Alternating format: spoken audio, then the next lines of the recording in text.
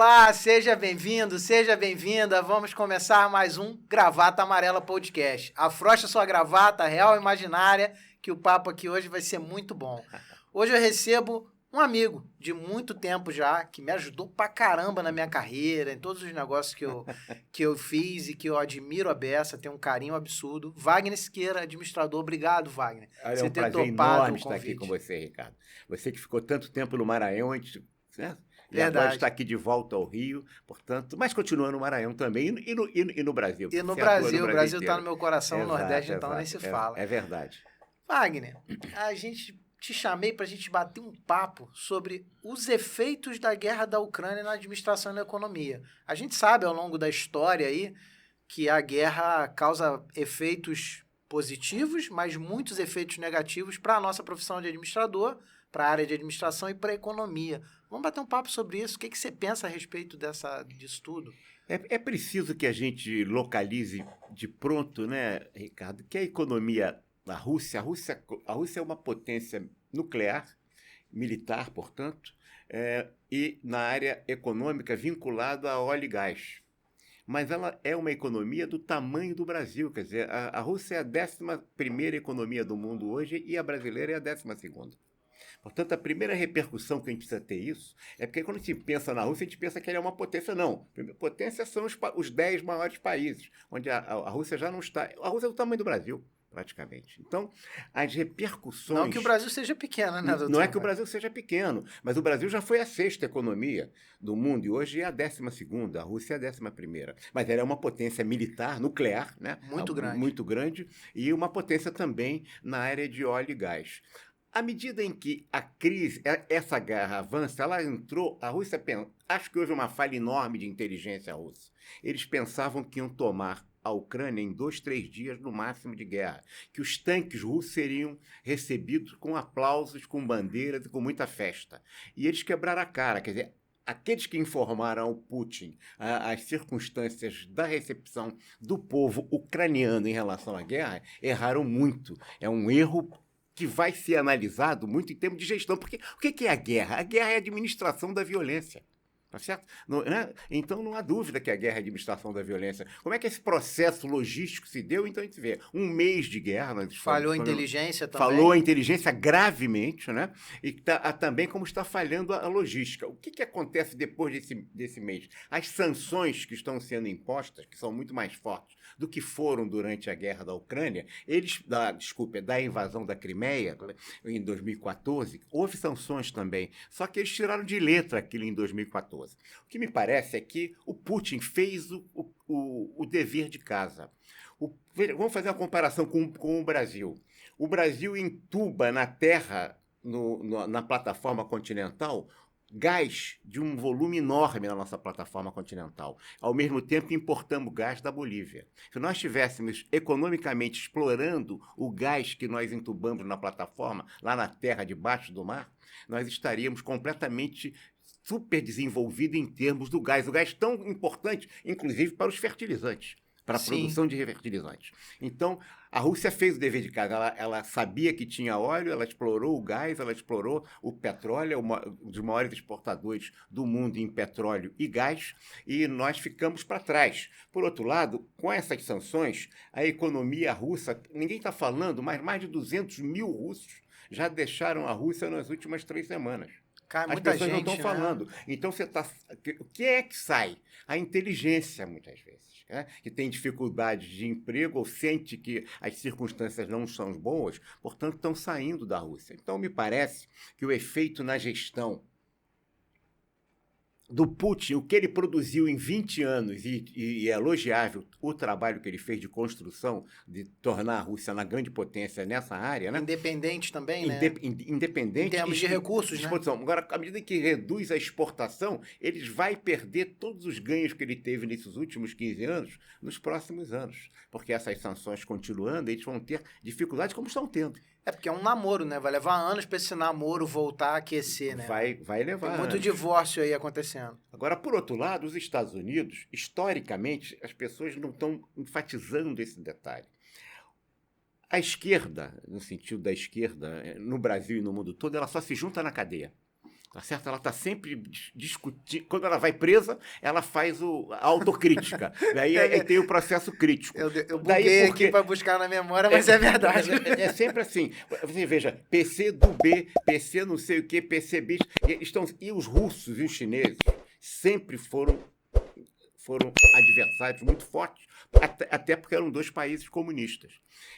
Na Segunda Guerra Mundial, logo após a Segunda Guerra Mundial, teve a luta interna na China entre a direita e a esquerda para o Mao Tse-tung e a direita para o Chiang Kai-shek. E eles brigaram bastante e ganhou o Mao Tse-tung em 1949 e implantou a República Chinesa comunista.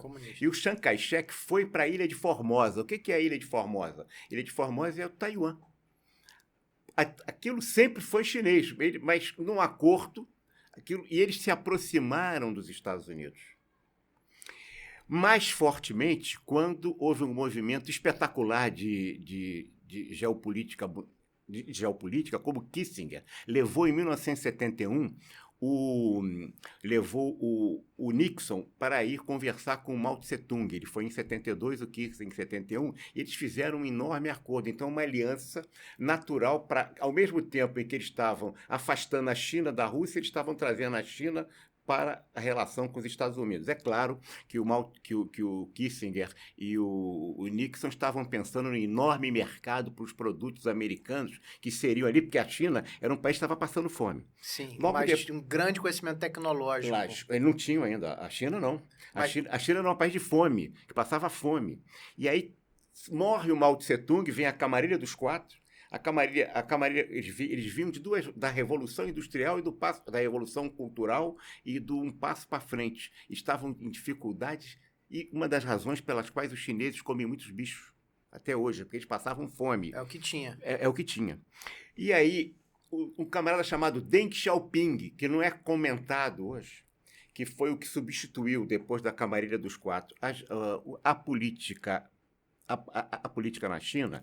Ele desenvolveu como se fosse a Zona Franca de Manaus. Ele começou com trazendo, e aí o capitalismo se adentrou ali. Um dos países que mais financiou foram os Estados Unidos, a Alemanha, o Japão e Taiwan, que não é um país, mas que tem já tinha uma economia muito pujante. Né? E eles financiaram, isso virou o processo, e a China, em 45 anos, se transformou, né? Estamos falando de 74, 75, 78, nós estamos falando de um país que ficou forte. Como eles eram muito ligados, todo com base no capitalismo globalizado, é o capitalismo globalizado que fez a China crescer tanto, à medida em que você rompe, como fez agora o Biden, essa perspectiva da Rússia e aproxima a China da Rússia, você não só atrapalha os chineses, como atrapalha os americanos. Esse é um erro de geopolítica que coloca em xeque o processo de globalização que vai afetar a economia e a gestão das organizações. Né? Porque a China tem interesses enormes no mundo inteiro e particularmente nos Estados Unidos. Portanto, eu acho que os chineses não estão gostando muito disso, não. Agora, jogou a Rússia no colo da China, enquanto que a Rússia estava mais dependente dos Estados Unidos, como as sanções agora estão mostrando. Portanto, eu acho que as repercussões econômicas vão ser muito fortes para a Rússia, e ela, sob o ponto de vista de estratégia de longo prazo, porque a Rússia é uma economia pequena, né? A China, nos próximos 5 anos, vai ser a maior economia do mundo. Né? Ela já é a segunda. Portanto, jogou a Rússia no colo da China. E acho que, sob o ponto de vista de globalização, atrapalha os próprios chineses. Mas os americanos perderam essa aliança. Por outro lado, pode ser perigoso para os Estados Unidos também. Muito perigoso. E aí, essa aliança acaba atrapalhando, porque como é que vai ser? Essas sanções vão continuar. O Putin, que tinha feito o dever de casa, está estragando todo. Já começa primeiro um ministro saindo, o outro saindo. Aquilo vai ter, para ele se manter, ele vai ter que apertar a ditadura interna. Agora, por outro lado, como é que acabou a última guerra mundial? Com uma bomba atômica. Sim. Como é que vai começar a terceira guerra mundial? Com uma bomba atômica. Como será a quarta guerra mundial? De arco e flecha. Porque não vai ter nada, porque a bomba destruiu. Exatamente. Então, nós estamos correndo um risco cada vez me preocupa mais, porque eu vejo que é um espírito belicoso, né?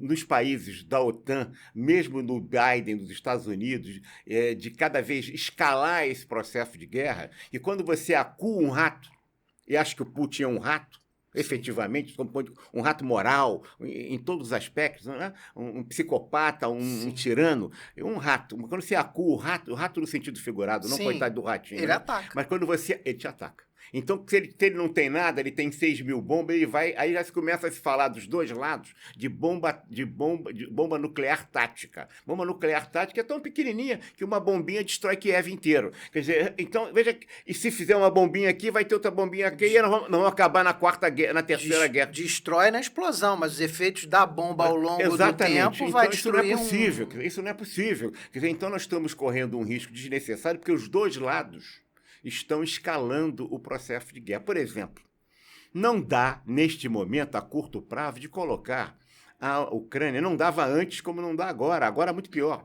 de colocar a Ucrânia na OTAN, nem no mercado comum europeu, mas dá para ajudar a Ucrânia devagarinho, sem ser ela participante do mercado comum europeu ou da OTAN. Assim como não dá para ficar insistindo com a Finlândia, para que a Finlândia entre na OTAN.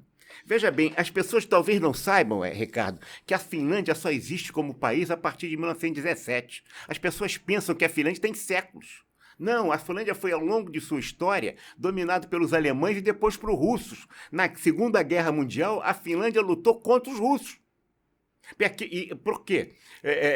Por quê? Porque ela se tornou independente por Lenin na Primeira Guerra Mundial, nos acordos que eles fizeram com os alemães, eles acertaram a independência da Finlândia, que virou um país que tem problemas com os russos. Agora, a gente ela sempre foi sábia no sentido de não querer entrar na OTAN, e ela não está na OTAN. Só que os membros da OTAN agora estão insistindo para que ela entre. Então, parece que está se querendo se causar um problema. Isso aumenta o problema. E, por outro lado, o Putin, me parece uma piada de mau gosto, mas parece aquele cara que separou da mulher, aí ele não quer a mulher, mas o dia que a mulher arrumou outro cara, ele vai lá e fala, não, você é minha.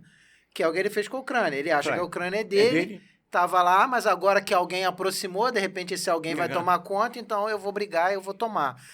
A Finlândia tem 1.370 quilômetros de fronteira com a Rússia. É muita coisa. Portanto, pode aproximar uma guerra ali. E a Ucrânia, claro, ele entendia que ia ser recebido com aplausos. E não foi, porque a Ucrânia se tornou realmente uma nação própria, apesar de falar russo. Nós falamos português e somos um país completamente separado hoje de Portugal. Sim, sim. Né? Sim. O grande problema que eu vejo, além do risco de uma guerra, de uma terceira, quarta guerra mundial, terceira e quarta guerra mundial, muito grande. Existe. Porque você está na mão de um sujeito psicopata que para ele sentir saída, ele vai e joga uma bombinha. Não é meu, não é de ninguém. Pum. Acabou. É diferente dos países da OTAN, porque nos países da OTAN tem instituições que seguram o dedinho do cara que vai apertar. Tem interesse, não é uma ideologia, é uma questão capitalista, interesse capitalista. Mas tem, Ricardo, as instituições que não permitem que o cara aperte o dedinho de qualquer jeito. Lá só ele decide com um grupinho pequeno. Sim, é uma ditadura, né? É claro. O grande perigo que eu vejo tirando a guerra é que o brasileiro pensa assim, isso está acontecendo lá, isso não vai me afetar aqui. Eu não vou sentir aqui nada. A gente já está saindo de uma crise sanitária. Estamos vivendo uma crise econômica e política, na minha opinião, no Brasil desde 2014. Sim. 2014 entra governo mais atrapalhado que o outro e governo que não termina e isso vai enfraquecendo, porque do ponto de vista de administração e de gestão, quando você assume uma empresa do tamanho do Brasil, você leva um ano para entender aquela empresa para depois começar a fazer alguma coisa. A gente teve mandatos aí que não duraram quase nada. Quando o cara começa a fazer alguma coisa, foi impeachmentado. Acabou. Aí entra outro e aí não vou nem entrar no mérito do governo atual. Não, claro, não estamos... Então, né, a discussão não é na questão política. Mas do ponto de vista de administração é complicado porque você não consegue arrumar. E aí a gente, em cima de toda essa cagada que já está aí, a gente vai ver o rescaldo do que essa guerra vai trazer para o Brasil também. Claro que vai agravar para o mundo inteiro, e em particular para nós. Só que eu gostaria de destacar um ponto que talvez seja importante aqui para os nossos internautas. Quer dizer, em verdade, entre 1930 e 1975, o Brasil foi, junto com o Japão, os dois países que mais cresceram no mundo. O Brasil cresceu ininterruptamente com ditadura militar e com regime democrático, com parlamentarismo, com presidencialismo, enfim, ininterruptamente. Com a crise do petróleo de 73 e de 74, e nós continuamos apertando o pé no acelerador, nós geramos uma crise de 75 para cá, só para pegar um número simbólico, e chegamos a 2022, e nesses anos todos, 40 e poucos anos, o Brasil só cresceu em dois momentos de forma um pouco mais consistente. No governo Fernando Henrique com o Plano Real e no primeiro governo Lula. Você, quando aponta 2014, é perfeito. Aprofundou a crise, mas o crescimento nosso era que nem rabo de cavalo, crescia para baixo.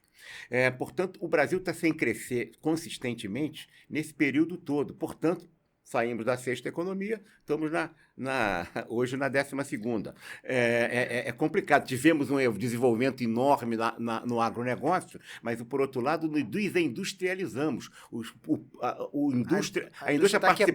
A indústria participava com o PIB brasileiro com 25%. Hoje é 10-11%. Tá, houve uma perda de industrialização. Por quê? Porque a gente passou a comprar máscara na China. A gente podia ter produção de fertilizante aqui há muito tempo. A gente não tem produção de fertilizante, compramos tudo. E aí, agora não tem o fertilizante russo, estamos apavorados, porque realmente uma coisa muito séria que o Brasil está enfrentando naquilo que é o mais forte, Sim. que é o agronegócio, que não tem fertilizante. Se não tiver fertilizante, as lavouras vão embora e aí arrebenta a exportação e o PIB vai para um lugar que só Deus sabe. Com o SUS que nós temos, que é importante, que podia ser o grande fator, a grande alavanca de desenvolvimento tecnológico, a gente podia estar produzindo com uma população de 200 e poucos milhões de pessoas, né? Hoje a gente não sabe o número certo, porque não se faz pesquisa no IBGE, e o censo não se faz há muito tempo, estamos atrasando esse censo, que é uma loucura, é um nonsense isso, né? Sim. Em verdade, você poderia estar produzindo pela indústria, pelo agronegócio, né? O agronegócio, que é muito desenvolvido, e pela área de saúde, você ter dado um choque tecnológico no Brasil. Mas só agora que descobrimos, depois de muita briguinha ideológica, onde vai ser o 5G. O 5G não pode ser chinês, o 5G tem que ser americano, aquelas coisas. Mas brigas que não fazem sentido nenhum. Nenhum sentido. Só atrasa a vida do brasileiro. Érico, um país não tem amigos. Um país tem interesses. Sim. Parece cínico, mas não é não. Sim. Quem tem amigos são as pessoas. Sim. Os países têm interesses. Qual é o interesse real do Brasil? E ter interesse... legítimo para o país. O interesse em si não é mal. Claro que não. O interesse é natural. Claro. Toda relação tem algum tipo de interesse, inclusive com marido e mulher. Tem interesse. Claro. O problema é o interesse sem pensar, quando se é pessoa pública, sem pensar no interesse do benefício do cidadão. Porque a imensa maioria, na minha opinião, dos políticos brasileiros só pensam em causa própria. Isso. O cara ganha uma verba aqui para aprovar um negócio ali, é um incentivo aqui, não sei o que ali para aprovar, ele aprova aquilo não porque ele é a favor daquilo, porque aquilo é importante para o cidadão. Ele aprova porque aquilo ali vai trazer um benefício para ele ou para o partido dele. E aí a gente está vivendo o que vive. Eu concordo plenamente com você. Só que eu queria adentrar um outro aspecto. Eu diria que não são só os políticos, são as classes dominantes brasileiras. Você olha o seguinte, a classe empresarial, se o capitalismo tivesse espírito público, seria um regime formidável. Falta espírito público aqui no nosso capitalismo. Sim, falta cidadania. Em muitos empresários. Aí o cara vive de subsídio, né? O cara vive de uma porção de vantagens, e a produção, né? Ele está sempre... A pessoa quebra como pessoa jurídica e fica mais rico como pessoa física. Diga-se o seguinte, isso acontece com o empresário grande. Com o pequeno, que é a minha classe, o pequeno não recebe incentivo nenhum.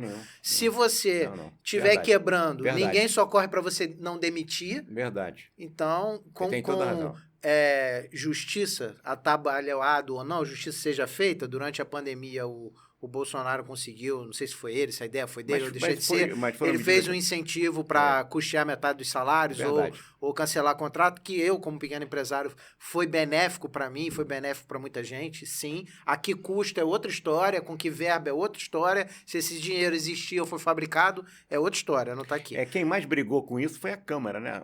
Foi o Congresso. O Bolsonaro veio a reboque disso, eu não estou tirando o mérito dele, foi o governo dele. Mas foi o Congresso, tanto que né? Nessas ajudas todas. Agora, é verdade, você tem razão. Os empresários grandes e médios para grandes, sempre a crise os facilita. Sim, porque ele recebe incentivo, ele recebe apoio. E o pequeno e médio. Se vai mandar uma grande quantidade de pessoas, de colaboradores embora, claro. Porque está passando por uma crise, o sindicato vem em cima, briga, e aí o governo tem que tomar alguma ação e o cara se beneficia disso. Às vezes a crise nem é tão grande para ele, mas ele se faz de morto para ver se o coveiro chega perto dele. E com isso a gente não tem uma política consistente de desenvolvimento como tivemos antes de 30 a 75. 75 para cá a gente não tem tido. Essa é uma questão. Não que o agro não seja importante, né? Mas se você mata a indústria, a gente volta a ser um feudo. Acabou. Você matou. A participação do PIB, como disse, é 11% hoje. Sim. Ela era 25%. A gente deixou de produzir máscara, teve que importar máscara da China. Muito bem. Não foi só os grandes equipamentos e remédios, mas a máscara para botar no rosto. Com um nível de industrialização mínimo. Que o Brasil tem, era para tirar isso de letra. Com um mínimo de industrialização, né? Mínimo. Que é fazer uma máscara, pano, linha... É uma coisa... Pois é. Não estamos falando de um equipamento muito... Mas a indústria têxtil foi liquidada, né? Sim. O carnaval, por exemplo, aqui, no Rio de Janeiro, era muito produzido pelos pequenos negócios que sustentavam... Pequenas confecções. Ao longo do ano inteiro, essa atividade mais importante que o Brasil tem. É o maior evento cultural, que é uma coisa fantástica. Além carnaval, de verba... econômica, evento econômico. Verba, agora, turistas girando na cidade. Hoje é tudo importado. Tudo da China. Tudo da China. China. E a China virou o grande supridor do mundo, né? Em termos de todos os materiais. Daí o erro do Biden de querer ameaçar a China como está ameaçando a Rússia, dizendo que vai fazer sanções para a China. Ora, uma coisa é fazer sanções para a 11ª economia do mundo. Outra coisa é fazer sanções para a economia chinesa, que é do tamanho da americana hoje. Sim, né? E que produz a maioria dos chips de quase todos os equipamentos tecnológicos do mundo.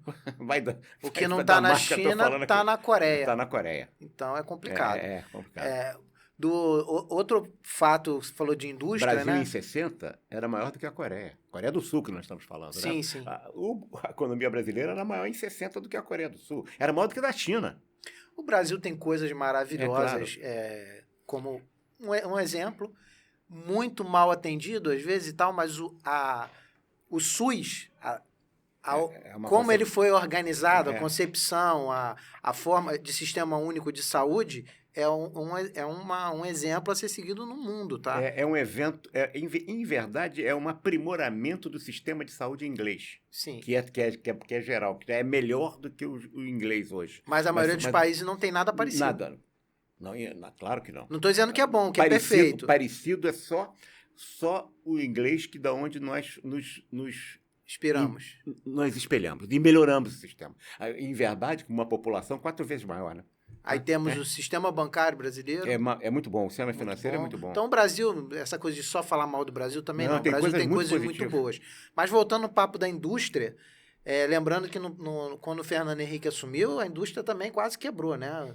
Empresários pulavam de ponte aí, de prédio, porque abriu a porta dos produtos para importação e tinha muito... Eu me lembro que meu pai tinha uma granja de frango de corte e o preço que a gente comprava o pintinho com um dia de nascido, né, era quase o preço que o frango vinha importado da Argentina já para ser vendido abatido.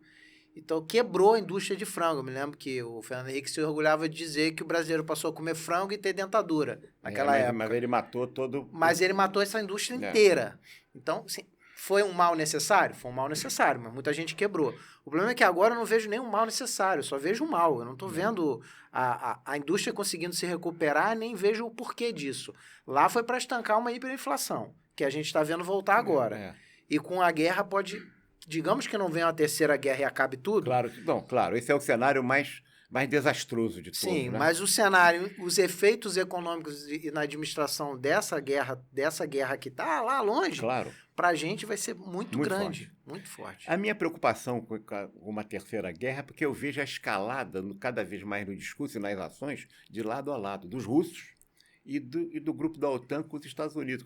Em vez de eles colocarem a questão de pacificar esse processo, conseguir conciliação, as pessoas sentam-se à mesa, negociam e contribuem. Essa é uma questão de gestão.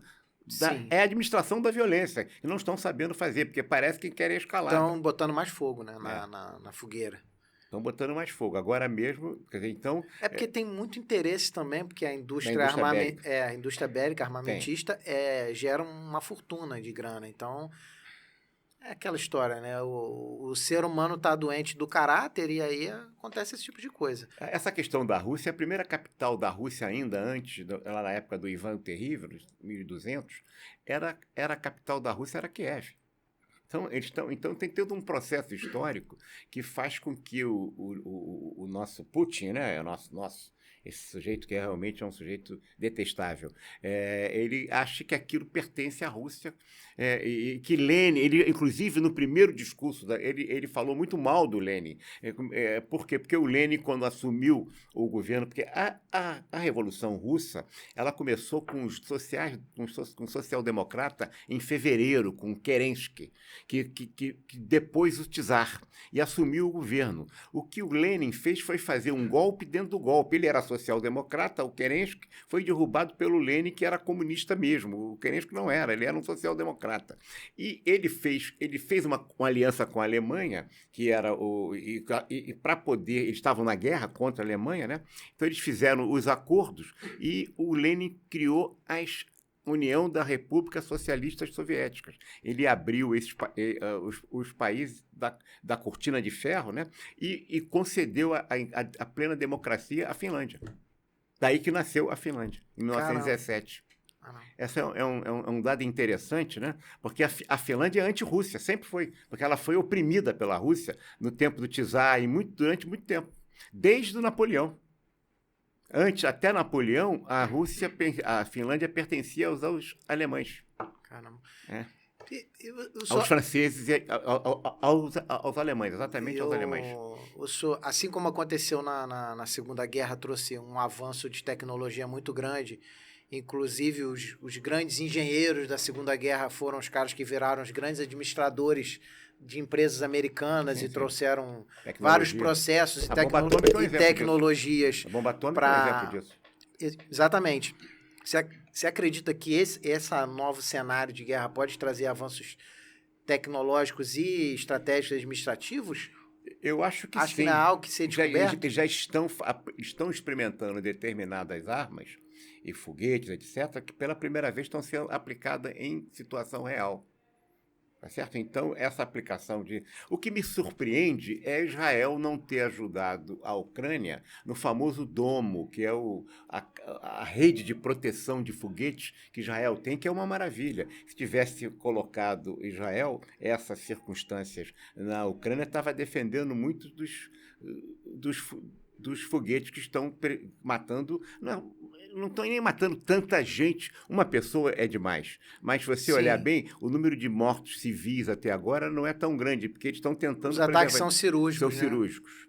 Mas agora, como eles estão não conseguindo avançar, começaram a jogar bomba agora em shopping center, começaram a jogar em um teatro que era absolutamente patrimônio da humanidade, que eles destruíram. Estão destruindo a memória e cultural. E com isso matando civis. Além de matar civis, a cidade vai ficar numa situação impraticável de se recuperar, que vai levar anos e anos para se recuperar. Muito difícil. Vai ter que ter muito apoio dos países do mundo ocidental. Agora, é claro que você não pode colocar a Ucrânia nesse momento como um país da OTAN, nem do mercado comum europeu, mas tem que ajudar a Ucrânia. Alguém tem que ajudar, né? E o mundo ocidental vai ajudar, com certeza. Eu acho que existe, de certa forma, mesmo tendo uma galera botando fogo, tem uma outra galera que tem medo de ajudar e virar uma terceira guerra. Porque se o país A ajuda a Ucrânia, o país B é contra o país A... Mas eles estão ajudando, né? Você vê quando teve aquele movimento, eu fiquei com caramba, que risco esses caras correram de explodir uma guerra, de acelerar a escalada da guerra. Quando o primeiro-ministro o polonês, o húngaro, primeiro foi o polonês e da Tchecoslováquia.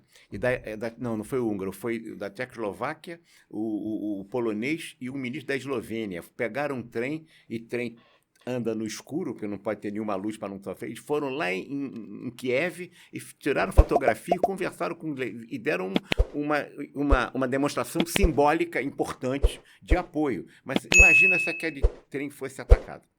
Confusão que não ia ser. 3 primeiros ministros de 3 países da OTAN. Aí... Então eu fico preocupado num momento desse, né? A Primeira Guerra Mundial morreu porque um cara resolveu matar o herdeiro do, né? Dom Ferdinando Segismundo, sim. Fernando Segismundo, e matou o cara e a mulher, pronto, deu a Segunda Guerra Mundial, né? A Guerra do Vietnã foi um erro também. O cara deu um ataque lá num barco, os americanos entraram na guerra, né? O grande... É sempre um fato pequeno que gera guerra. O que eu acho é que parece que, enquanto mundo, né, enquanto país, não aprendemos nada com a Segunda Guerra. Porque não se criou nenhum mecanismo de evitar que os países tivessem tanto poder de causar uma guerra como a Rússia ainda tem. Todos os filmes que você assiste, né, sempre a preocupação dos Estados Unidos e a Rússia, sempre foi. Os 2 países que eram mais preocupantes quando o assunto é guerra e quando o assunto é bomba nuclear. E mesmo assim... Mas a gente está falando muito que a Primeira Guerra na Europa, porque a Rússia atacou, mas para ser justo, a gente tem que lembrar o Kosovo. Né? Toda essa questão da Iugoslávia e os ataques que eles sofreram dos sérvios, né? Ataques né? Que acabou na prisão do Slobodan Milosevic, né, que foi até preso e condenado. Mas já teve guerra na Europa e com as forças da OTAN bombardeando intensamente, inclusive populações civis. A gente tem que olhar as coisas com os americanos jogando bomba ali, né, no Kosovo, né? Não é a primeira guerra que tem na Europa depois da Segunda Guerra. Sim. Né? O perigo Agora, uma coisa que precisa se destacar, a China só teve uma guerra desde que foi criada a República Chinesa Comunista, né? Que foi com o Vietnã, que a Rússia apoiou o Vietnã contra a China. A China, não, apesar de ter um exército absolutamente competente também e forte, ela não tem participado de nenhuma guerra, desde então. Nenhuma. Eu posso estar falando besteira, mas me parece que é uma questão cultural deles, são mais pacíficos. Eles têm a estratégia, de não optar pela guerra. Tanto que no acordo com o Nixon e com o Kissinger, eles ficaram, tá bem, Formosa, que chama agora de Taiwan, né?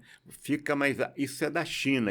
Até hoje, Formosa, Taiwan, não é um país, ele não tem representação na ONU, ele não tem nada, é uma ilha altamente desenvolvida que ajudou a China com Deng Xiaoping. Olha, tem 2 personagens políticos que são particularmente importantes para mim e no processo de gestão da humanidade. Sim. Pelo lado democrático, certamente o Churchill.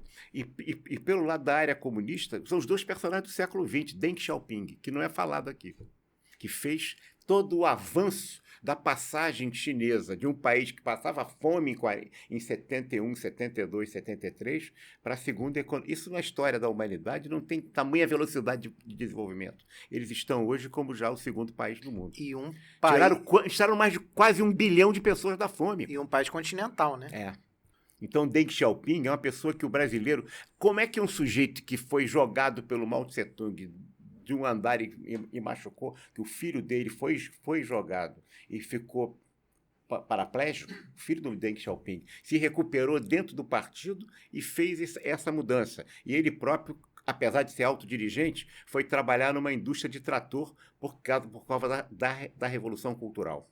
Caramba. Portanto, esse cara se recupera dentro do partido, vira o líder e faz essa transformação, que foi liderado por ele e continuou. Começa a mudar um pouco agora com o atual primeiro-ministro chinês, que é o Xi Jinping. Mas todos os outros seguiram a mesma linha. E a China se transformou. Tem mais milionários em Pequim do que em Nova York hoje. Cara, não sabia desse dado, eu não sabia. É impressionante. Agora, e os grandes acionistas da Bolsa Americana né? O Brasil não tem grande experiência com guerra, Não. mas mandou brasileiros para a guerra, né, apoiado pelos Estados Unidos.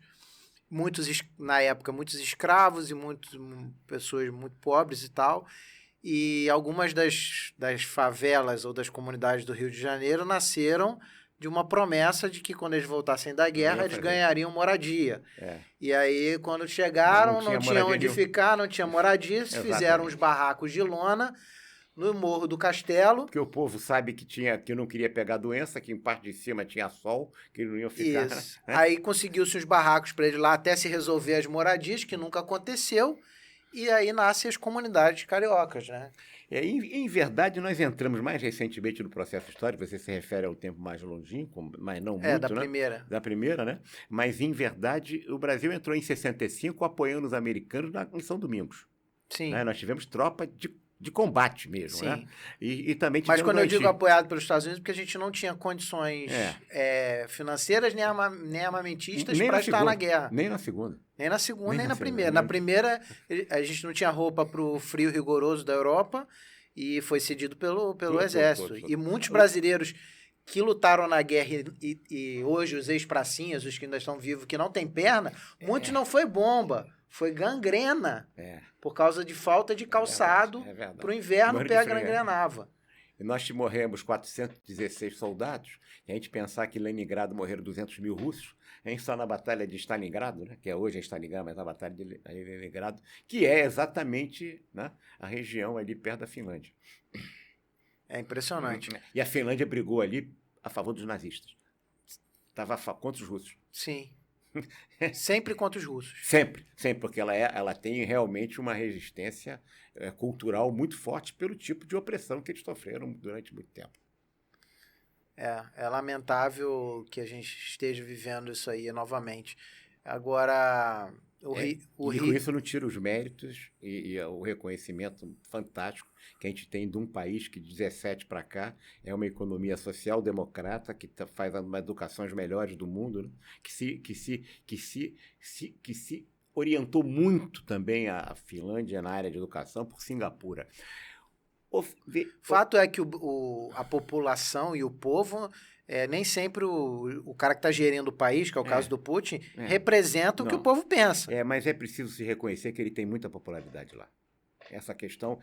Porque já existia denúncias de que ele foi reeleito sempre de forma ele é absolutamente capaz de tudo. Esse sujeito é capaz de tudo. Ele mata o jornalista, ele prende, ele tenta matar o adversário político dele, envenenou o cara, pô. E agora condenou o sujeito a mais 9 anos. Né?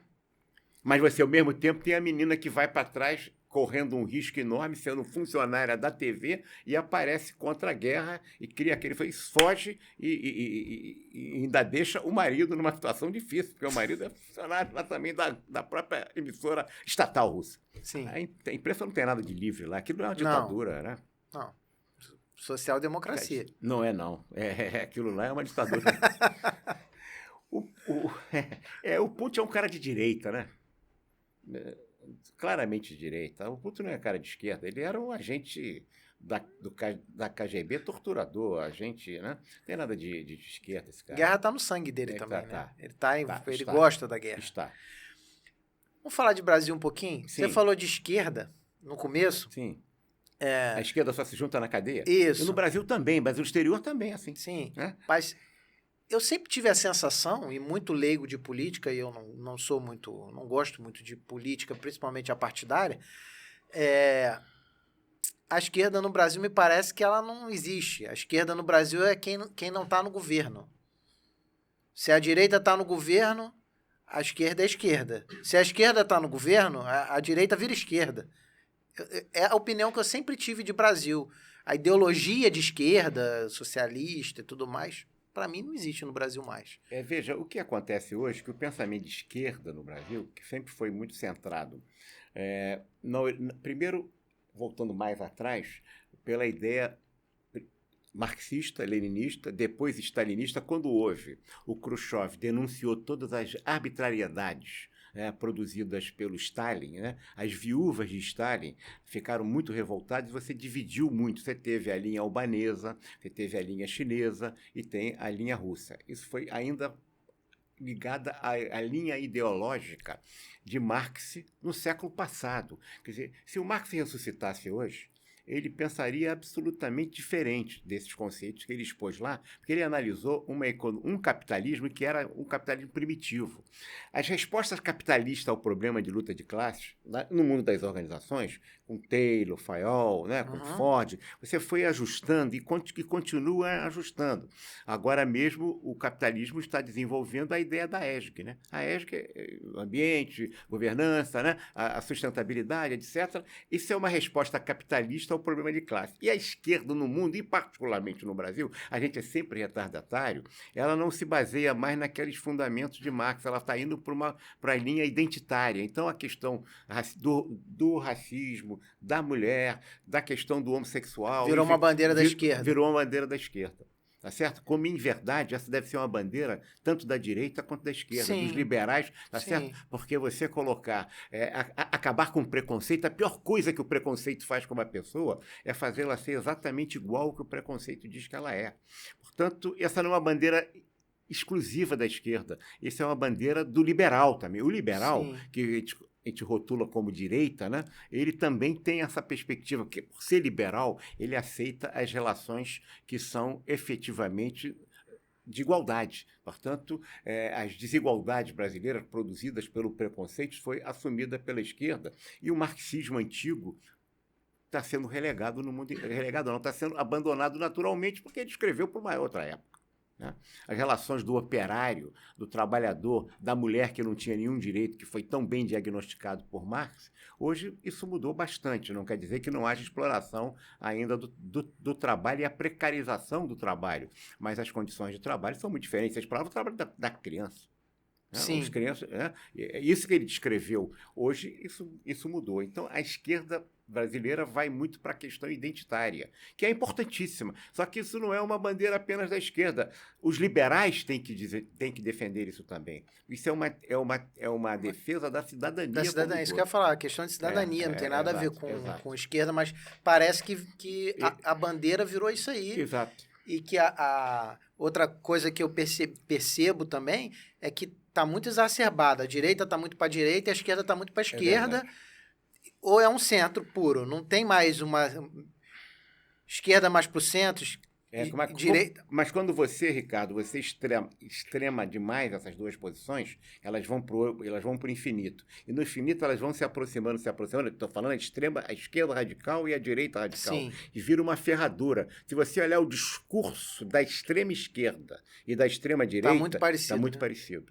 Quer dizer, você achar que o Lula possa ser comunista, como eles estão chamando o Lula, não é comunista, nunca foi. Nem quando dirigente sindical lá em São Bernardo do Campo. Ele nunca teve um discurso comunista. O irmão dele, você pode até dizer isso, mas ele nunca foi. Toda a política do Lula foi conseguir ganhos dentro do sistema capitalista brasileiro. Sim. Agora, foi o que ele fez muito bem. Agora, aí você vê... Principalmente para ele. Quando ele faz um movimento correto, aliás, como o Fernando Henrique fez em 94, quando se aproximou do PFL à época e colocou o Marco Antônio Maciel de vice, ele agora, veja, quem mais critica o Lula é a extrema esquerda radical dentro do partido dele, que é contra o Alckmin. O Lula está fazendo exatamente um movimento para garantir a governabilidade, assim como o Fernando Henrique fez em 94, com o Antônio Carlos Maciel. Se aproximando de quem vai fazer ele ganhar. Que vai fazê-lo governar. Eu não diria até que o Alckmin vai trazer tanto voto para o Lula, né? Mas ele vai garantir a governabilidade. Ele vai ajudar na governabilidade, melhor dizendo, como o Marco Antônio conseguiu. A aliança com o PFL, o natural era que a esquerda, PT, naquela época o Fernando Henrique, e a social-democracia, porque naquela época o PSDB não era um partido de direita, hoje é, ele era um partido de esquerda, social-democrata, é que se unisse. Mas como a esquerda só se une na cadeia, o PSDB não se uniu ao PT, tá certo? O PT nem assinou, nem aprovou a Constituição, tá certo? O Plano Real eles foram contra. Vejam bem, precisa ser lembrado. Eles foram contra a aliança do PFL, na época com Antônio Carlos Magalhães. O Lula agora faz um movimento político certíssimo. De quem que ele mais apanha? Da extrema esquerda petista. A extrema esquerda a esquerda petista mais consciente está apoiando o Lula, como o Lula também, que está fazendo um movimento, a meu ver, estamos fazendo análise, está fazendo um movimento corretíssimo para garantir a governabilidade, porque ele não vai pegar o governo como ele pegou em 2003, da eleição de 2002. Ele pegou azeitado. É todo azeitado. Agora ele vai pegar um país que está bagunçadíssimo. bagunçado. Então ele precisa dessa governabilidade com um Congresso que assumiu poderes absurdamente, né? Haja vista o orçamento secreto. Eu também fazendo a análise, né? Eu não sou político, né? Opinião de Estamos leigo. falando aqui de administração pública. Né? A administração do Lula no primeiro governo me pareceu boa. Foi muito Depois, boa. No segundo governo, ele fez acordos naquela ocasião com a China, ele fez acordo com os países de terceiro mundo, Índia, China e tudo mais, se aproximou, trouxe muita coisa para cá, levou muita coisa para eles e isso gerou um aumento na economia. Enorme.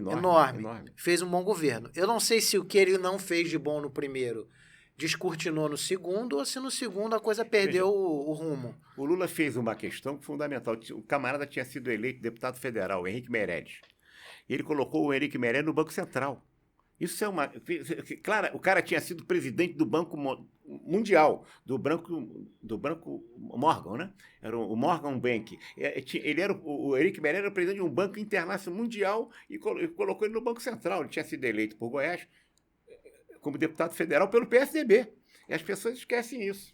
Ele fez... É a mesma aliança que ele está fazendo agora com o Alckmin. Você tem dúvida que o Fernando Henrique, por exemplo, a velha guarda do PSDB, que é social-democrata, como o Serra, numa eleição, uma batida Bolsonaro e Lula que deve acontecer... Vai colar no Lula. Claro, eles são social-democratas. Não há chance deles apoiar o Bolsonaro. Não, e tem uma questão... Os deputados do partido que são de direita vão ficar com o Bolsonaro. Isso vai ser uma contradição inacreditável. Entendeu? O PSDB não tem esquerda hoje. Você acha que o presidente do partido hoje, o Bruno, é de esquerda? Não é. Não. Né? Tá certo? Então, a velha guarda do PSDB, que tem origem social-democrata, né? Que vem lá do Franco Montoro, etc., né? Vai votar com o Lula. Agora, os deputados, grande parte deles são bolsonaristas. Não tenho dúvida. Então, esse partido está morrendo. Eu acho que a política está passando por uma fase de que está demonstrando que ela precisa mudar, a coisa vai ficar muito feia. O sistema partidário, para mim, já é uma questão... Mas a culpa é o Supremo. A culpa disso foi o Supremo, porque tinha a questão, ia ficar 5 partidos e o Supremo abriu isso. Estava aprovado para implantar e o Supremo achou que era inconstitucional e abriu de novo e nós temos 39 partidos. Parece uma feira. É uma feira. É uma feira. Do ponto de vista de administração... É uma feira. É impossível você fazer isso. Exatamente. Você, para ter governabilidade no Congresso, acaba que o orçamento virou uma questão absolutamente... O orçamento é a regra, é a tradução financeira de que um governo está fazendo. Se você entrega o orçamento a cada deputado tendo do jeito que está fazendo, você vai fazendo só uma coisa de varejo. O deputado federal vira um vereador federal. Que é o que está acontecendo. Exato. Ele vai buscar verba para as prefeituras A, prefeitura... Isso, para fazer a pontezinha no seu município, e aí você deixa de fazer a grande estrada... Ele passa 4 anos preparando a campanha do próximo ano, usando as emendas, junta prefeitos, vereadores e tudo mais, para poder conseguir voto. E talvez para quem nunca andou por esse Brasil afora aí, pegou os Nordeste, o Sul, os extremos do país, não tem ideia disso, os interiores não tem ideia, mas eu viajei muito palestrando. A política que a gente tem numa capital é muito diferente da política do interior. E eu não estou falando do interior, Rio de Janeiro, Macaé, Campos, estou falando de interior do Maranhão, interior do Ceará, sabe, Irixim lá, lugar que é um negócio assim, é outro nível de política. Eu diria até que em alguns municípios fluminenses também se reedita. Ainda é o coronel lá que manda. Claro. Então, isso é um problema. Isso, quando você se apropria do orçamento, do jeito que nos apropriamos, a seu ponto de vista teórico na Constituição, o orçamento, a lógica é muito bem. Tem um negócio chamado PPA, que é o Plano Plurianual de Investimento, né, que você tem que fazer orçamentário de 4 em 4 anos, vale por 4 anos. quando um presidente ganha a eleição, o PPA deve traduzir rigorosamente pela legislação o programa de governo, a plataforma daquele presidente que foi eleito. Então, naqueles 4 anos, ele vai ter a possibilidade de executar orçamentariamente aquela plataforma de governo. Isso não acontece nunca. Né? Isso é um blefe, portanto, já é uma fraude em relação à vontade do eleitor, porque pressupostamente a gente votou no candidato em cima do programa que ele fez de governo. É um contrato que vai só ganhando aditivo. Por isso que o programa de governo é registrado no TSE, ele vai levar a base do orçamento no PPA.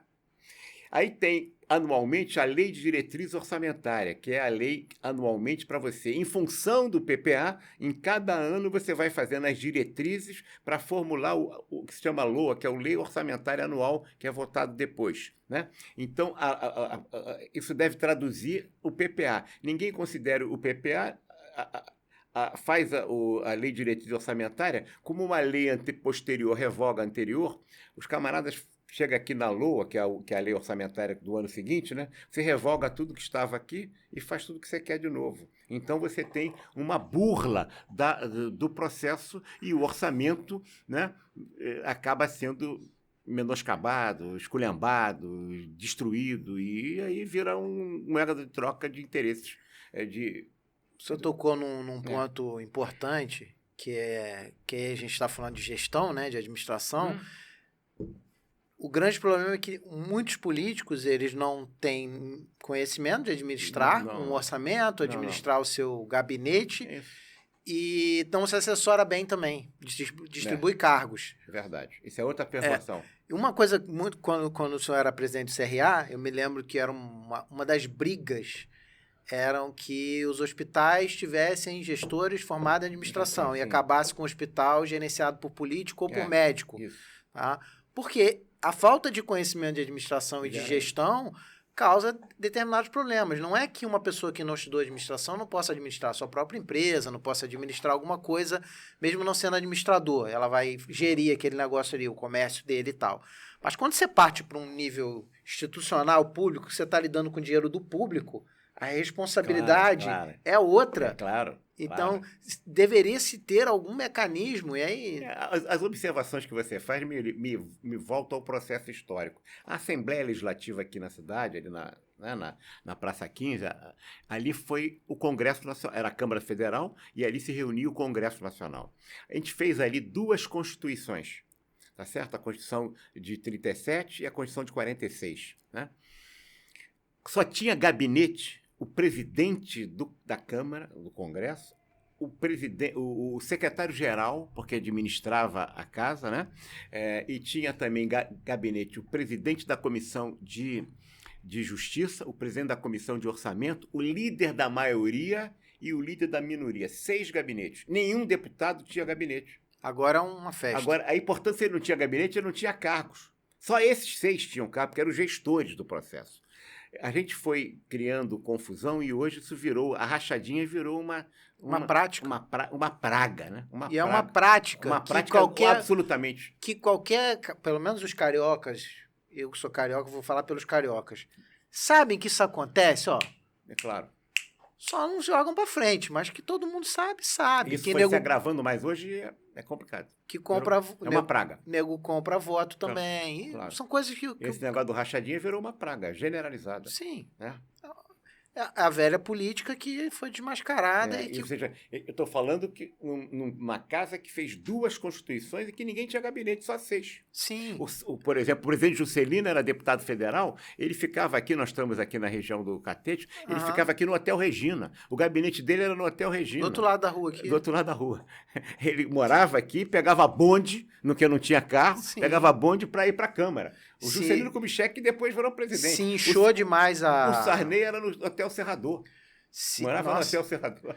Depois no Hotel Glória. Se encheu demais, se inchou demais. Porque não tinha gabinete. Né? A máquina administrativa e os efeitos estão aí. É verdade. E o que me parece é que está de uma forma que mesmo que boas almas se tornem deputados federais ou deputados estaduais, não conseguem mudar. Não. Porque a cultura, né? É como o ar que a gente respira. Daqui a pouco Tá todo mundo igual, né? Entendeu? Então, Tá todo mundo respirando e você não complicado. consegue estranhar isso. É verdade. Vai, eu preciso agradecer os nossos patrocinadores. O papo emendou numa velocidade que eu esqueci até dos patrocinadores. Oh, patrocinadores são importantíssimos. Quero agradecer a Sampacel. A Sampacel é uma empresa de acessórios para celulares. Tem 5 lojas em São Paulo, 2 distribuidoras. Então, se você quer comprar acessórios para o celular, você pode entrar lá no Instagram deles, @sampaceloficial, e você vai encontrar tudo, acessórios, todos os tipos de acessórios para o celular. Se você tem loja de celular e quer comprar acessórios também, pode falar com eles. Então, Sampacel Oficial. Vai ter um QR Code rolando aqui na tela também e um link na descrição do episódio. Então, não tem como você errar. Fácil, você fala com eles. E a R Veríssimo, durante o episódio está passando aqui no monitor também a logo das 2 empresas. A R Veríssimo, que é uma empresa de suporte de informática, que é a minha empresa de suporte de informática, e nós somos o TI, o Departamento de Informática, de empresas que não têm Departamento de Informática. Então, se você tem uma pequena empresa, escritório de advocacia, escritório de contabilidade, uma pequena indústria, e não tem um departamento próprio de informática, nós podemos ser o seu departamento de informática. Há mais de 15 anos fazendo isso, temos 5 estrelinhas lá no Google, com depoimento de clientes, nota máxima no Google. Então, entre em contato com a gente também pelo QR Code ou no site rverissimo.com.br ou ainda no link da descrição. Obrigado aos patrocinadores. Se você quiser patrocinar o Gravata Amarela Podcast, você pode também, é super possível. Entre em contato com a gente no @gravatamarela.com.br ou no Instagram, Gravata Amarela Podcast. Se você patrocinar um episódio, uma temporada, fica a seu critério lá, bate um papo com a gente. E se você quer bater um papo aqui comigo no Gravata Amarela, também manda seu material, fala sobre você, sobre a sua história, sobre o que você fala, no gravatamarela.com.br. Obrigado! Maravilha. Então, que nome feliz esse Gravata Amarela, hein? Gostei. Cara, eu não Carioca, expressa a questão cultural aqui do Rio, né? Todo mundo elogia. Eu não sei se... Que você sacou um belo título. Todo mundo elogia. E o engraçado é que o nome Gravata Amarela não nasceu para o podcast. Ele nasceu para a editora que eu lancei meu 3º livro. Eu montei a própria editora, depois de lançar para uma grande editora, lançar independente, eu montei uma editora para lançar o 3º livro impresso, dos 8 que eu tenho. E eu queria um nome que traduzisse, que associasse a negócios, mas que fosse um pouquinho divertido.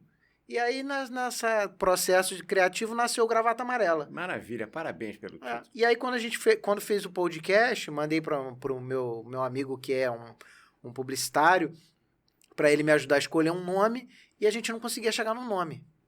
Não conseguia. Ele falou assim, meu amigo há mais de 20 anos, ele, velhão, por que a gente não usa o Gravata Amarela? Você tá lá da editora, eu tinha parado a editora, e é um nome bacana, vamos usar. Eu falei, vamos usar. E pegou. Claro, já estava criado, e já estava usando e não conseguiu fazer o rito de passagem. Sim, aí a gente só fez uma logo pro projeto e tal. Tá o logo também está formidável. E aí ficou. E agora, há pouco, nasceu o slogan do podcast. Anteontem surgiu o slogan que ainda não tinha surgido, sim, que está lá no nosso Instagram, que é um podcast leve como a alma carioca. Oh, maravilha. Quer dizer, é o modelo carioca de gestão, de discussão das questões de bater para papo. o Brasil, que o carioca representa, aí sem barrismo, de forma nenhuma, porque o carioca aqui é jornal O Globo, é jornal do Brasil, sim, a gente não tem, né, o Estado de São Paulo, a Folha de São Paulo, o Estado de Minas, a gente não usa, é a expressão cultural do próprio brasileiro. É, né? O jeitão do carioca. O carioca tem orgulho do seu jeitão, então, é isso. Não é do seu estado, não é um barrismo. E eu diria que os brasileiros também têm desse jeitão carioca. Eles até brincam com o nosso sotaque, tudo, sim, sim, mas eles têm orgulho também disso. Tenho certeza disso. Sim. E aí ficou Gravata Amarela Podcast. Tô Wagner, estamos partindo para o final já. Muito já estamos 1h10 aqui. Muito obrigado. Então a gente vai... Eu sempre faço algumas perguntas aqui. Contigo não vai ser diferente. Sim. Meio que padrões no final. E a principal delas é o seguinte. Se o Wagner Siqueira, com a idade que tem hoje, pudesse dar uma dica para o Wagner Siqueira, que tinha 20 anos de idade, seja para a vida, ou seja para a profissão de administrador, ou seja como político, que eu sei que eu sou um grande político, já teve vários cargos políticos e tal. Me orgulho mais das funções de gestão pública que tive e de empresa privada também. mas é claro. Para mim, um exemplo no Conselho Regional, porque revolucionou o Conselho. O Conselho, na minha opinião, eu não era administrador nessa época, mas o Conselho era uma empresa que emitia boleto de mensalidade e não fazia nada pelo administrador. Depois que você botou a mão, a coisa mudou. E eu participei de muito curso lá, dei palestra lá, fiz um monte de coisa, fizemos várias coisas lá. E mudou a casa. Então, para mim, isso é um exemplo nessa mudança. Mas se pudesse dar uma dica aí para o Wagner de 20 anos de idade, que vai servir para os nossos ouvintes, que dica seria essa? Os professores das faculdades costumam dizer sempre que é preciso aprender a aprender. E hoje, né, tivemos um convidado aqui essa semana, há semanas atrás, ainda não foi ao ar, o Lízias Itapecuru, ele falou exatamente essa frase. Eles falam, isso quase que virou um lugar comum que sem desrespeitar a palavra lugar comum, a expressão lugar comum, porque é importante mesmo. É preciso aprender a aprender, porque você aprende e reaprende, né, nesse processo. Agora, eu diria o seguinte, mais do que aprender a aprender, é preciso aprender a pensar. E os estudantes que estão fazendo a faculdade ficam muito no foco do aprender a aprender, o que leva a um foco muito tecnicista, muito específico. Quando você aprende a pensar, você está preparado a reaprender e a se colocar com as mudanças que vão acontecendo. A partir de 2008, com a grande revolução, eu sei que é da área de informática, que isso realmente mobilizou e modificou tudo, nós estamos vivendo um processo de mudança muito grande, não dá, porque uma técnica, uma ferramenta, um método que está existindo hoje, amanhã você vai ter que reaprender toda hora. Então o camarada estuda na faculdade um determinado processo, um determinado método, e acha que está resolvido. Não está. Se ele aprender a pensar, ele vai aprender a reaprender. E quem aprende a pensar, aprende a aprender a aprender. Mas um mal que a internet trouxe é a preguiça de pensar. Exato. O pessoal vai para o Google, pesquisa e pega tudo pronto. É preciso aprender a pensar. Para isso tem que estudar sempre. Tá sempre lendo, não só lendo da sua área técnica, mas também lendo de todas as demais áreas. Quando você fala de administração, há mais conhecimento de administração, né, do que os grandes clássicos da literatura mundial, da pintura, da música. Quando Shakespeare falava de A Morte do Caixeiro Viajante, que não é dele, desculpa, eu estava falando de Veneza. Como é que chamava? Era o Mercador de Veneza. O Mercador de Veneza, ele estava falando da globalização, né, em 1500, quer dizer, quando ele falava de... Que a globalização não começou agora? Não, ele já falava da globalização ali de Veneza, as circunstâncias em que se davam isso. Então, quando você fala da questão, né, o Hamlet, você está falando das lutas, quando você vai A Morte do Caixeiro Viajante, que já é autor mais moderno, você está falando das repercussões do estilo de liderança de um indivíduo na família e na organização, quando o personagem William Loman era completamente diferenciado em relação à família e à organização, que ele, como vendedor, você está estudando administração. Então, quando você lê, ir ao cinema, quando você vê um clássico você está estudando administração. Não fica no tecnicismo, não, porque o tecnicismo apenas é importante. Estou dizendo que não seja. Mas ele vai te restringir a uma perspectiva de muito curto prazo. Você precisa abrir o horizonte e aí você vai pensar melhor. Quem melhor conhece o ser humano? Falando de questão da mulher, dá para estudar a questão da mulher sem você se referir a Ibsen, né? Tá certo? Que faz toda a questão da mulher em 1878, né? Que discute toda a questão da família. Quando você pega essa peça aqui hoje, ela é exatamente igual e tem 100 anos. Praticamente 100 anos, uma peça que é absolutamente atual, como são as obras, né? Então, é preciso analisar, abrir o horizonte com leitura, com estudo, que não é só entretenimento, mas é também aprendizagem nisso. Se você conhece o arcabouço, é o alicerce, né? E vai embora. Mas é lamentável, né? Dei aula em faculdade também, e você perguntar para o aluno quantos livros ele já leu de administração, associados, que não fosse o que o professor usava em sala de aula. Não, nem que o professor indicou, que o professor usava para dar aula. E a pessoa fala assim, nenhum. Terminando a faculdade e não lê um livro. Exatamente isso. Por isso que para um jovem, olha, você vai fazer a diferença se você fizer assim. Aprenda a pensar. E aí, a pensar é refletir sobre as coisas que você vai estudando e lendo. Aí falam para mim, então, outra coisa que alguns falam, mas você tem uma facilidade incrível de escrever, porque eu leio muito. É claro. Quanto mais você lê, você aumenta seu vocabulário e você melhora. Isso você lembra Monteiro Lobato. Quem não lê, mal... Pois Ele dizia, né? Quem não lê, mal... Quem mal lê, mal escreve, mal pensa, mal... por aí. E as pessoas estão acostumadas agora a ler resumo. Vai para a internet, é o resumo do livro. Vai, bota no YouTube, é o resumo do filme. É o resumo...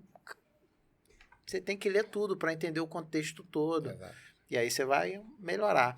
Enfim, então, essa é a sua grande dica para... É preciso aprender a pensar, mais do que aprender a aprender. Porque quem aprende a pensar, aprende a aprender a aprender. Nossa, profundo. É. E projetos futuros, Wagner? Quais são os projetos agora para o futuro? Olha bem, eu tô me divertindo ainda. Eu acho que eu vou morrer trabalhando. Eu gosto. Não, que bom que vai morrer trabalhando. Eu pretendo morrer trabalhando também. trabalhando Eu seja também. atropelado por uma questão de doença. Já tenho uma idade mais avançada, né? Você podia ser meu filho, praticamente. Com certeza. Não é? Eu tenho 46. Então, hein? Eu tenho 46. Olha, a minha filha tem 46. Pois é. Exatamente a idade da minha filha. Então, eu tenho 75, vou fazer 76. Não parece. Mas eu estou absolutamente me divertindo no trabalho. Agora cheguei a um estágio, né, que a gente está aposentado.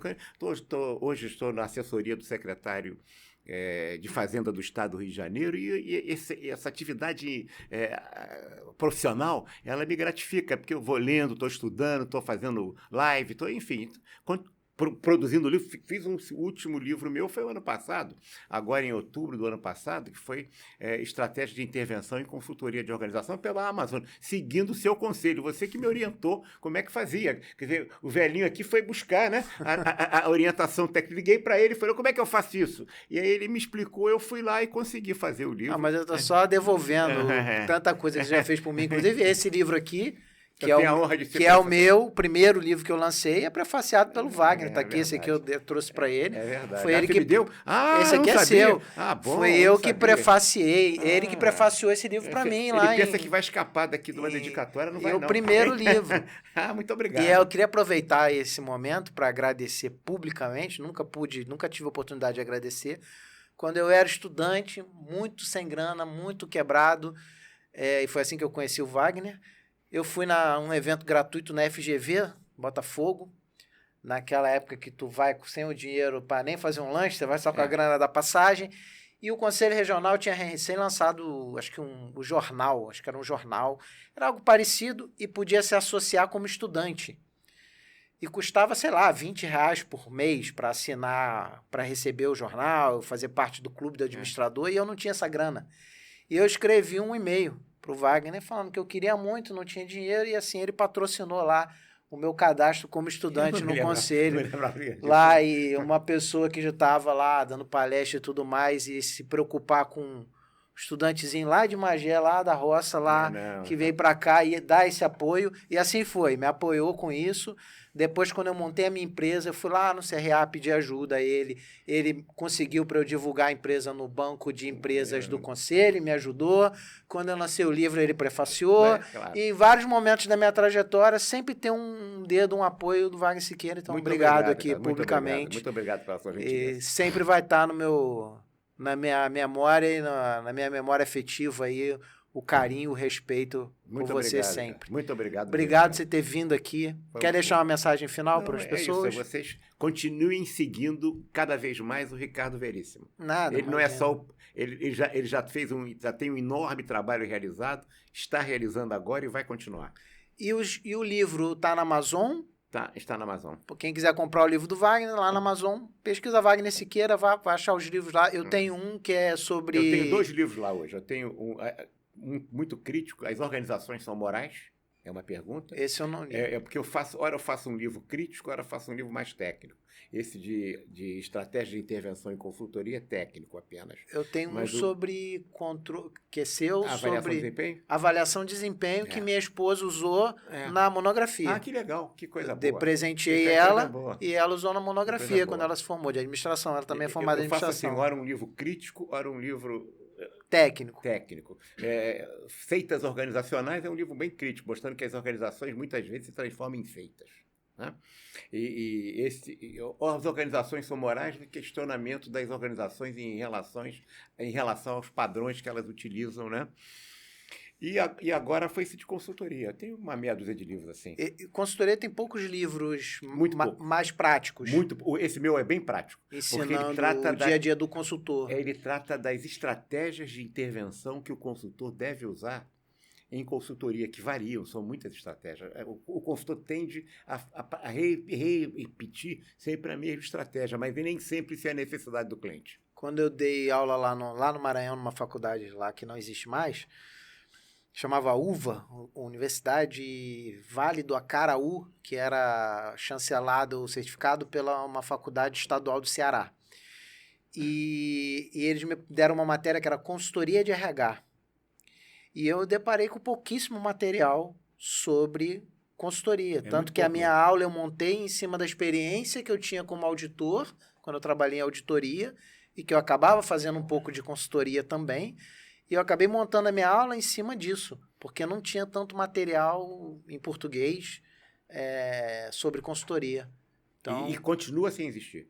É uma literatura muito pequena ainda, aqui no Brasil, né, em termos de português. Sim, em inglês tem muita coisa, mas como meu inglês é muito ruim, eu procurei material em português e não achei. Então, é um livro... Esse meu livro é específico, ele trata das estratégias de intervenção, os diferentes modelos de intervenção que que o consultor deve exercitar em função das necessidades sentidas do cliente e da situação, claro.